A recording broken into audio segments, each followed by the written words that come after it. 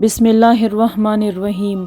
अबू सालेह ने कहा कि मैंने हज़रत अबू हुरैरा रज़ी अल्लाह तआला अन्हो से सुना कि नबी सल्लल्लाहु अलैहि वसल्लम ने फरमाया कि आदमी की जुम्मात के साथ नमाज घर में या बाज़ार में पढ़ने से 25 दर्जा ज़्यादा बेहतर है।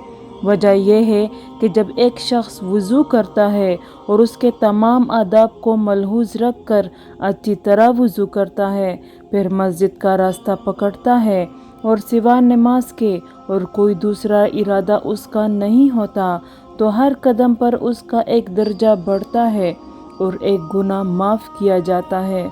और जब नमाज से फारिग हो जाता है तो फरिश्ते उस वक़्त तक उसके लिए बराबर दुआएं करते रहते हैं जब तक वो अपने मुसल्ले पर बैठा रहे। कहते हैं, ए अल्लाह इस पर अपनी रहमतें नाजिल फरमा, ए अल्लाह इस पर रहम कर। और जब तक तुम नमाज का इंतज़ार करते रहो गोया तुम नमाज ही में मशगूल हो।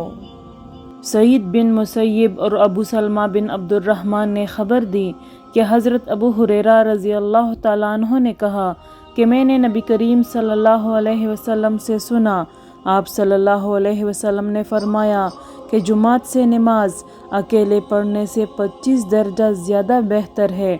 और रात दिन के फरिश्ते फजर की नमाज में जमा होते हैं।